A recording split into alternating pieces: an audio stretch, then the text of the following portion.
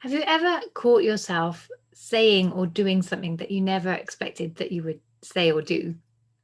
That was me 13 years ago when I went to my boss, the CEO, who was my dream boss. I loved working for him, and quit my job to start my own business. The reason I did that was because just a few months earlier, I'd had my first daughter and everything changed. I fully expected to go back into the office full time and pick up my career, the career that I'd worked 15 years to build into a senior position and build up my credibility, my personal brand, all of that.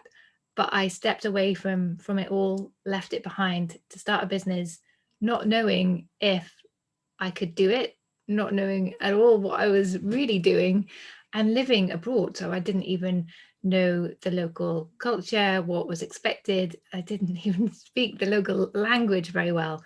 But I knew that if I went back to full-time employment, I I would never see my daughter, or just for fleeting moments a day. And that wasn't something that I wanted. I wanted to be a good mum. And I couldn't do that while holding down a full-time job that I had to commute 2 hours a day for. So I took the leap and I quit my job and I started my own business. It wasn't just well, it kind of was an overnight thing, actually. It was a big decision, but what really helped me to go for it was lunch with a friend. It was someone who worked in communications like I did in the office. My background was marketing and communications. I'd studied and worked in that for many years. Did a master's degree, all the proper education. But we were having lunch together, and I was like, maybe I could just write a newsletter for a company just to keep my hand in while I take a break to look after my daughter, and then I can see what my options are. And she's like, I know someone looking for someone to write a newsletter. So writing a newsletter wasn't the company I wanted to start. I wasn't really thinking in those terms. I was just thinking of something that I could do that would be easy for me, that I could do well, and I could do in just a small amount of time per week. So she put me in contact, and actually this person turned out to be someone I knew very well through my networking and my connections in communications. And I got the job. He was delighted to work with me, and the rest was history. He was really happy with the work I did. He sent out a message endorsing me to all of his contacts. He worked for one of the largest companies in the world. So when he sent out to all of their departments, then I got just so much work from them. Through my networking, through building my personal brand on LinkedIn, I picked up some additional work as well with smaller companies, with the UN. I worked with a lot of the UN agencies and the leaders and communications teams there. So from the outside, I looked like a big success. I was working with some of the Fortune 500 leaders, some of the most influential leaders in the world, helping them on their marketing, their communications, their employee engagement, that kind of thing. So I started off with newsletters, and as you'll hear me say many times, where you start is never where you end up. So I started off where I knew I could start, and then I evolved from there and started to bring more of my background and my skills into my work as I grew in confidence. So I looked like a huge success. I was turning clients away, and I built up this great reputation. I was charging a high ticket fee, so I was getting great income, only I was miserable. The reason was twofold.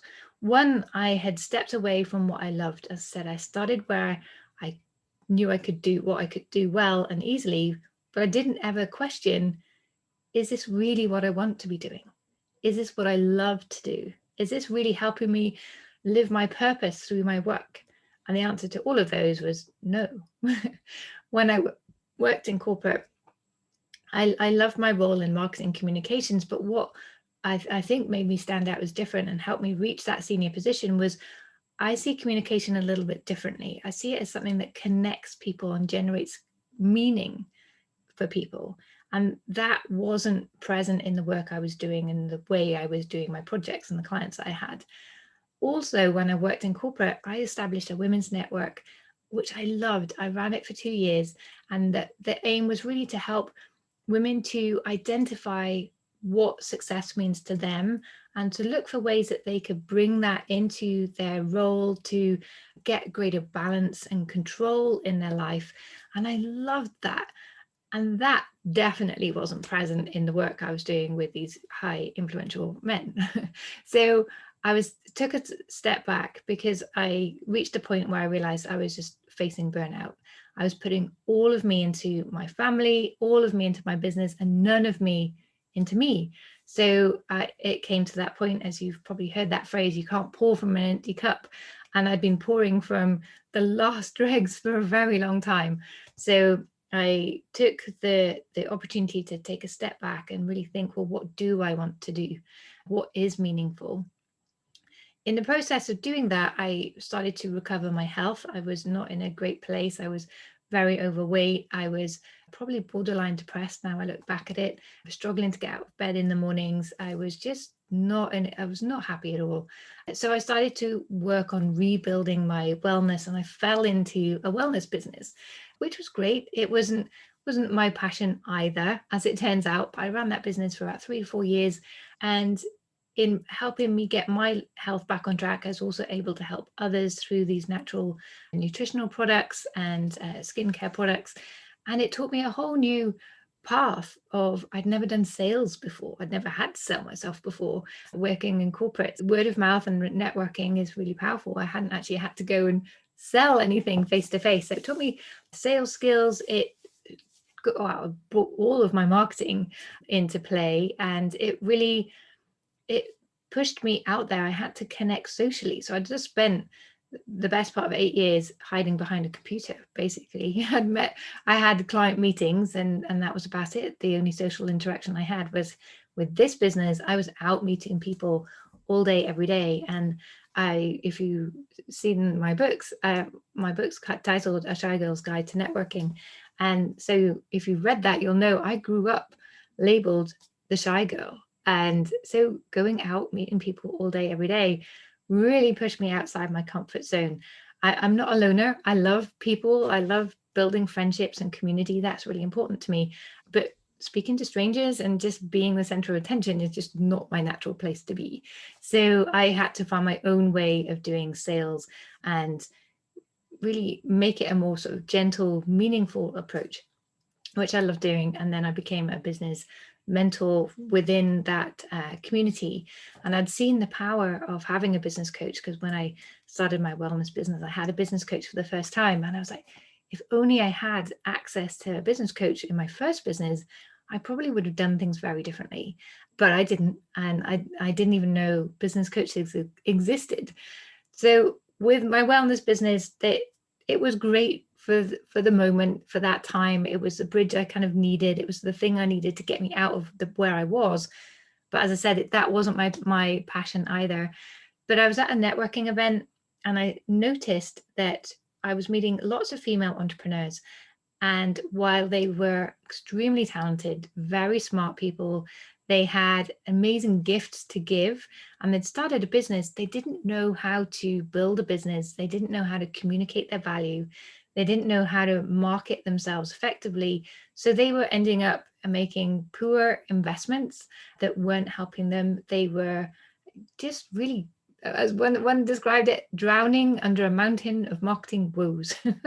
And so I thought, actually, that is where I can use all of my experience to really help women to step into their new role as CEO of their business and their future, to manage their productivity, something that I'd worked a lot on after my burnout. Like, how do I build proper structures to manage a business and a family and everything else that goes with being, well, a woman, basically, and how to help them step into that role, and also how to teach them to really define their niche, find the right products that align with their vision, their values, their skills, their strengths, who they want to be working with, and the meaning and difference they want to be making for those people, and creating the perfect products to match in with that. And then how to market and sell that with confidence, so that they have just simple marketing systems that they feel they can implement consistently, because that is key. Consistency is so important. and they know how to communicate the value of what they offer. So I saw that as my opportunity. And so I made the leap into business coaching my own way, developing my own system around those 3 pillars of clarity, profit, and balance. So you can really build a business that supports your lifestyle and is profitable, which is so, so important as well. I've met a lot of women who are very successful in business, but have never earned a penny. And that is not a business. That is just a charity or a hobby or something nice to do. A business gives you the reward as much as it helps other people. So that's where I am today. That's how I became a business coach.